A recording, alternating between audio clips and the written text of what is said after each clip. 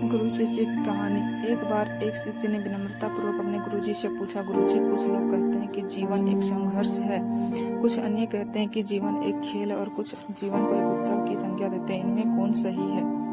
गुरुजी ने तत्काल बड़े ही धैर्य पूर्वक उत्तर दिया, पुत्र, जिन्हें गुरु नहीं मिला उनके लिए जीवन एक संघर्ष है, जिन्हें गुरु मिल गया उनका जीवन एक खेल है, और जो लोग गुरु द्वारा बताए गए मार्ग पर चलने लगते हैं मात्र वे ही जीवन को एक उत्सव का नाम देने का साहस उठा पाते हैं। यह उत्तर सुनने के बाद भी शिष्य पूरी तरह से संतुष्ट न था। गुरुजी को इसका आभास हो गया। वे कहने लगे, लो तुम्हें इसी संदर्भ में एक कहानी सुनाता हूँ, ध्यान से सुनोगे तो स्वयं ही अपने प्रश्न का उत्तर पा सकोगे।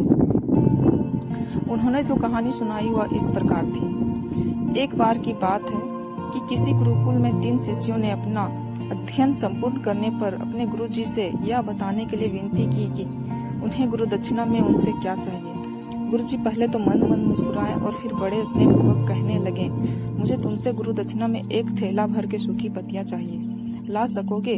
वे तीनों मन ही मन बहुत प्रसन्न हुए, क्योंकि उन्हें लगा कि वे बड़ी आसानी से अपने गुरुजी की इच्छा पूरी कर सकेंगे। सूखी पत्तियां तो जंगल में सर्वत्र बिखरी ही रहती है। वे उत्साह पूर्वक एक ही स्वर में बोले, जी गुरुजी, जैसी आपकी आज्ञा। अब वे तीनों शिष्य चलते चलते एक समीपस्थ जंगल में पहुंच चुके थे, लेकिन यह देखकर कि वहां पर तो सूखी पत्तियां केवल एक मुट्ठी भर ही थी, उनके आश्चर्य का ठिकाना न रहा। वे सोच में पड़ गए कि आखिर जंगल में कौन सूखी पत्तियां उठाकर ले गया होगा। इतने में ही उन्हें दूर से आता हुआ कोई किसान दिखाई दिया। वे उसके पास पहुंचकर उनसे विनम्रता पूर्वक याचना करने लगे कि वह उन्हें केवल एक थैला भर सूखी पत्तियां दे दे। अब उस किसान ने उनसे क्षमा याचना करते हुए उन्हें यह बताया कि वह उसकी मदद नहीं कर सकता, क्योंकि उसने सूखी पत्तियों का पहले ही ईंधन के रूप में प्रयोग कर लिया था। अब वे तीनों पास में ही एक गांव की ओर इस आशा से बढ़ने लगे कि हो सकता है वहां उस गांव में उसकी कोई सहायता कर सके।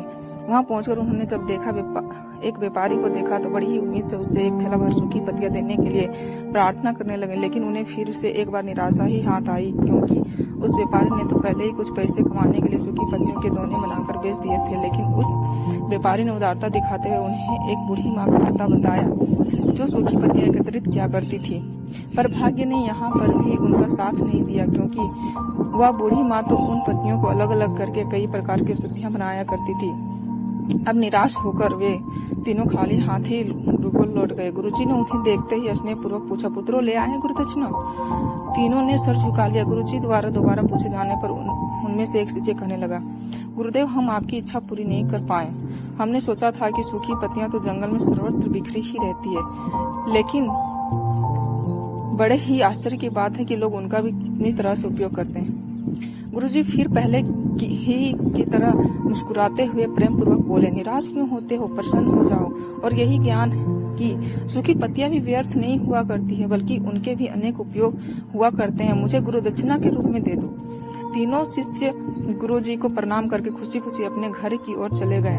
वह शिष्य जो गुरुजी की कहानी एकाग्रचित होकर सुन रहा था, अचानक बड़े उत्साह से बोला, गुरुजी, अब मुझे अच्छी तरह से ज्ञात हो गया कि आप क्या कहना चाहते हैं। आपका संकेत वस्तुतः इसी ओर है, ना कि जब सर्वत्र सुलभ सूखी पत्तियां भी निरर्थक या बेकार नहीं होती है, तो फिर हम कैसे किसी भी वस्तु या व्यक्ति को छोटा और महत्वहीन मानकर उसका तिरस्कार कर सकते हैं। चींटी से लेकर हाथी तक और सुई से लेकर तलवार तक सभी का अपना अपना महत्व होता है।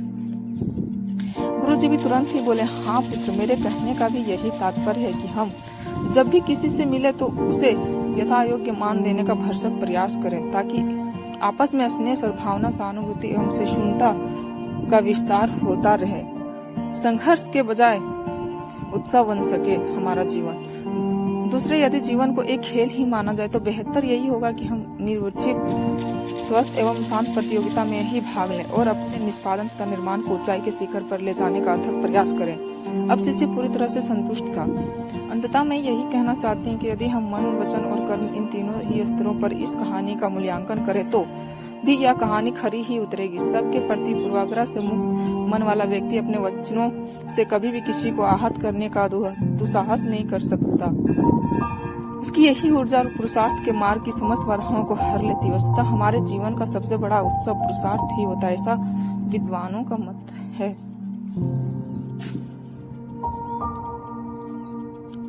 है।